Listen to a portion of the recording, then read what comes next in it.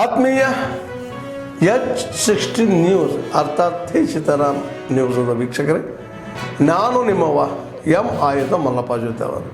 ತಾವು ಈಗ ಸುದ್ದಿಗಳ ಲೋಕಕ್ಕೆ ಎಂಟ್ರಿ ಹೊಡಿತಾ ಇದ್ದೀರಿ. ಈ ಸುದ್ದಿಗಳನ್ನು ಪ್ರತಿಯೊಂದು ನೋಡೋ ಜೊತೆಗೆ ನಿಮ್ಮ ಅಭಿಪ್ರಾಯಗಳನ್ನು ಹಂಚ್ತಾ ಇರ್ರಿ. ಯಾಕಂದರೆ ಈ ಸುದ್ದಿಗಳು ನಿಮಗಾಗಿ, ನಿಮ್ಮ ಬದುಕಿಗಾಗಿ, ನಿಮ್ಮ ವೈಚಾರಿಕೆಗಾಗಿ, ನಿಮ್ಮ ತಿಳುವಳಿಕೆಗಾಗಿಯೂ ನಿಮಗೂ ಗೊತ್ತು. ಜೊತೆಗೆ ನಮಗೂ ನಿಮ್ಮೊಂದಿಗೆ ಇದೊಂದು ಮಾತಾಡುವಂಥ ಜೊತೆಗೆ ಸುದ್ದಿಗಳನ್ನು ಬಿಡುವಂಥ ಕೆಲಸ. ಈ ಕೆಲಸದಲ್ಲಿ ನಾವು ನಿಮ್ಮೊಂದಿಗಿದ್ದೀವಿ ಅಂತ ಹೇಳ್ತಾ ನೋಡ್ತಾ ಇರಿ ಸುದ್ದಿಗಳನ್ನು. ವಿಡಿಯೋ ಸ್ನೇಹಿತರು, ಭಾಳ ಮುಖ್ಯವಾದಂಥ ಪತ್ರಿಕಾಗೋಷ್ಠಿ ಪ್ರಾಧಿಕಾರದ ನಮ್ಮ ರಾಮನಗರ ಪ್ರಾಧಿಕಾರದ ವಶದಲ್ಲಿರುವಂಥ 3 ಲೇಔಟ್ಗಳ ವಿಷಯವಾಗಿ ಇವತ್ತು ನಾನು ಪತ್ರಿಕಾಗೋಷ್ಠಿಯನ್ನು ಮಾಡ್ತಾ ಇದ್ದೇನೆ. ತಮಗೆಲ್ಲ ಗೊತ್ತಿರೋ ಹಾಗೆ ಒಂದು ಹೊಸ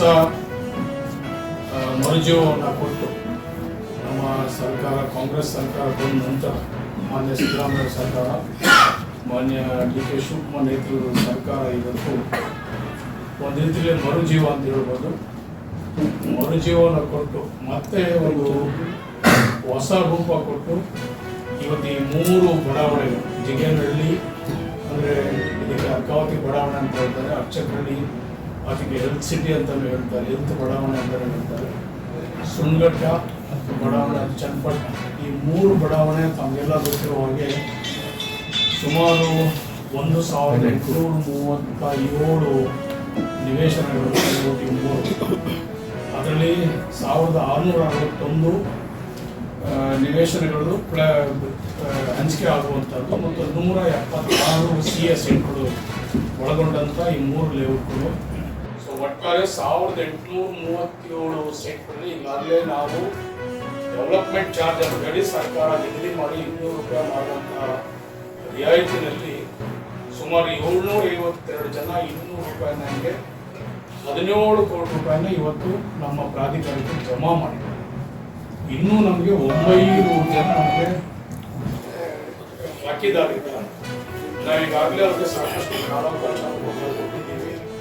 ಯಾಕಂತ ಹೇಳಿದ್ರೆ ಇದನ್ನ ಆದಷ್ಟು ಬೇಗ ನಾವು ಅಭಿವೃದ್ಧಿ opportunity to every Indian to go for this kind of transformation. And hospital like really, to be honest, it was not a easy decision, but sir made it very easy because till how long we are going to use digital systems, till how long we are going to set the tool for our services. So I think every hospital should go for digitalization because patients, they just don't require the care. They want that you should carry their history till the time they are alive. Because patient can come anytime. In one case, if you get history of the patient, clinical history, it is very easy to treat them instead of doing from zero. There are 2 things. One is mindset and second is system. Now, you all are using WhatsApp, right? No one came and trained you how to use the WhatsApp. Why you are able to use the WhatsApp? Because it is easy. So, users are ready to accept any kind of system, but it has to be user-friendly. See, if you are using any kind of normal system, you are not facing patients. Doctors and nurses, they are facing patients. And at the same time, they want such a technology that technology should work for them. They should not work for the technology. So, when we build the system, our main goal was it has to be user-friendly. What do you mean by user-friendly? From our childhood, we know how to write. Like, we don't know how to type. Maybe by the age we learn typing and all these things, and now it's the era of speech to text. So we build a system in such a way we categorize 3 kind of users: who is tech savvy, who is medium tech savvy, and person who doesn't. ಸಂಸ್ಥೆಯಲ್ಲಿ ನಾವು ಮಾಡ್ತಾ ಇರೋದು ಏನಂತಂದರೆ IT adoption, ಈ ತಂತ್ರಜ್ಞಾನ adoption ಮಾಡಿ ನಮ್ಮ health care ಆರೋಗ್ಯ ಹೆಂಗೆ ಹಾಸ್ಪಿಟಲ್ಸಲ್ಲಿ ಹೆಂಗೆ ನಾವು ಇನ್ನೂ ಇಂಪ್ರೂವ್ ಮಾಡ್ಬೋದು, ಎಫಿಷಿಯನ್ಸಿ ತರ್ಬೋದು, ಆ್ಯಕ್ಯುರಸಿ ತರ್ಬೋದು ಮತ್ತು ಎಫೆಕ್ಟಿವ್ನೆಸ್ ತರ್ಬೋದು ಪ್ರಕಾರ ನಾವು ಮಾಡ್ತಾ ಇದ್ದೀವಿ. ಅದರಲ್ಲಿ ನಮ್ಮ ಜೊತೆಯಲ್ಲಿ ಪ್ರೆಸ್ಕೋ ಸೊಲ್ಯೂಷನ್ಸ್ ಅಂತ ನಮ್ಮ ಮುಂಬೈ ಬೇಸ್ಡ್ ನಮ್ಮ CEO ಅವರು ಇದ್ದಾರೆ, ಇಲ್ಲಿ ವಿಕ್ರಮ್ ತೋತ್ರೆ ಅವರು ಇದ್ದಾರೆ. ನಮ್ಮ ದೇಶದಲ್ಲಿ ಒಂದು 3 ಕಡೆ ಇದು ಈ ಥರ ಮಾಡಿದ್ದಾರೆ ಆಸ್ಪತ್ರೆಯಲ್ಲಿ. ಮೊಟ್ಟ ಮೊದಲನೇದಾಗಿ ಟಾಟಾ ಮೆಮೋರಿಯಲ್ ಸೆಂಟರ್ ಹಾಸ್ಪಿಟ್ಲಲ್ಲಿ ಈ ಥರ ಒಂದು ಪೇಪರ್ಲೆಸ್ ಸರ್ವಿಸ್ ಮಾಡಿದ್ದಾರೆ. ಎರಡನೇದಾಗಿ ಮುಂಬೈಯಲ್ಲಿರುವ ನವಿ ಮುಂಬೈಯಲ್ಲಿರುವ DY ಪಾಟೀಲ್ ಮೆಡಿಕಲ್ ಕಾಲೇಜಲ್ಲಿ ಮಾಡಿದ್ದಾರೆ. ಮೂರನೇದಾಗಿ ಶಾರದಾ ಯೂನಿವರ್ಸಿಟಿಯಲ್ಲಿ ಮಾಡಿದ್ದಾರೆ. ಇದು ನಮ್ಮ ದೇಶದ 4ನೇ ಆಸ್ಪತ್ರೆಯಲ್ಲಿ ಈ ಥರ ಪೇಪರ್ಲೆಸ್ ಸಿಸ್ಟಮ್ ಮಾಡ್ತಾ ಇದ್ದೀವಿ. Paperless there is a case sheet ಏನೂ ಇರೋದಿಲ್ಲ. ಅದರಲ್ಲೇ ಫೋಟೋಗ್ರಾಫ್ ಇರುತ್ತೆ, ಅದರಲ್ಲೇ ಎಕ್ಸ್ರೇ ಇರ್ತದೆ, ಅದರಲ್ಲೇ MRI ಇರ್ತದೆ, ಅದರಲ್ಲೇ ಕನ್ಸೆಂಟ್ ಇರ್ತದೆ. ಎವ್ರಿಥಿಂಗ್ ಇಸ್ ಇನ್ ಈ ಟ್ಯಾಬ್ ತೋರಿಸ್ತಾರೆ. ಇದು ಇನ್ನೂ ಸ್ವಲ್ಪ ಡೀಟೇಲಾಗಿ ಅವ್ರು ಮಾಹಿತಿ ಕೊಡ್ತಾರೆ. ಆಮೇಲೆ ಇದರ ಪ್ರಕಾರ ನಾವು ಮಾಡೋದು ಇದರಿಂದ ಏನು ಅಡ್ವಾಂಟೇಜಸ್ ಅಂದರೆ, ಒಂದು ಎಫಿಷಿಯನ್ಸಿ ಇಂಪ್ರೂವ್ ಆಗುತ್ತೆ, 2 ತಪ್ಪುಗಳು ಕಡಿಮೆ ಆಗುತ್ತೆ, 3ನೇದು ಪೇಷಂಟ್ ಬಂದ ತಕ್ಷಣ ನಮ್ಗೆ ಅದ್ರ ಫೋಟೋಗ್ರಾಫ್ ಇರ್ತದೆ. ಸೊ ಇದೆಲ್ಲ ಅಡ್ವಾಂಟೇಜು ಇರೋದ್ರಿಂದ ನಾವು ಇದು ನಮ್ಮ ಸಂಸ್ಥೆ ಇದು ಅಡಾಪ್ಟ್ ಮಾಡಿದೆ. ಇದು ಒಂದು ಇದರ ಅಡ್ವಾಂಟೇಜಸ್ ಭಾಳ ಇದೆ. ನಾನು ಹೇಳಿದ ಪ್ರಕಾರ ಮೇಯ್ನ್ ನಮಗೇನಂತಂದರೆ, ನಾವು ಪರಿಸರದಲ್ಲಿ ಎಫೆಕ್ಟ್ ಆಗ್ತದೆ, ಎನ್ವಿರಾನ್ಮೆಂಟಲ್ಲಿ ಏನು ಎಫೆಕ್ಟ್ ಆಗ್ತಾ ಇದೆ.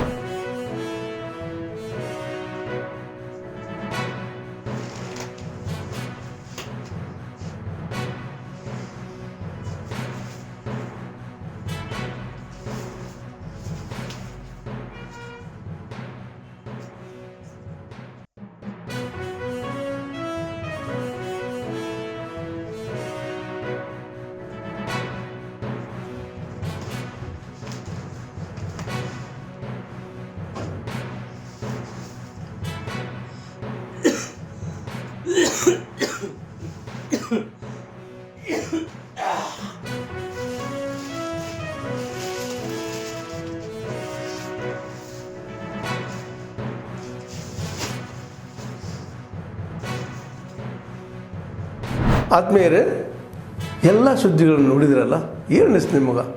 ಇದರಲ್ಲೇ ನಿಮ್ಗೆ ಲೈಕ್ ಆಗಿರ್ಬೋದು, ಡಿಸ್ಲೈಕು ಆಗಿರ್ಬೋದು, ಕಾಮೆಂಟ್ ಬೇಡಪ್ಪ ಅಂತೂ ಅನಿಸಿರ್ಬೋದು, ಕಾಮೆಂಟ್ ಮಾಡಬೇಕಪ್ಪ ಅನಿಸಿರ್ಬೋದು, ಶೇರ್ ಮಾಡಬಾರ್ದಪ್ಪ ಅನಿಸಿರ್ಬೋದು, ಅದು ಮಾಡಬೇಕು ಅನಿಸಿರ್ಬೋದು. ಏನಾದರೂ ಆಗಲಿ ಶೇರ್ ಮಾಡ್ತಾಯಿರಿ, ಈ ನ್ಯೂಸ್ಗಳನ್ನ ಹಂಚ್ತಾ ಇರಿ, ಜೊತೆಗೆ ಇದಕ್ಕೆ ಸಬ್ಸ್ಕ್ರೈಬ್ ಆಗ್ತಾಯಿರಿ ಅಂತ ಹೇಳ್ತಾ, H16 ನ್ಯೂಸ್ ಅರ್ಥಾತ್ ಹೇ ಸೀತಾರಾಮ್, ಇದು ಸತ್ಯದ ಕೈಗೆ ನಡಿ. ವಂದನೆಗಳು.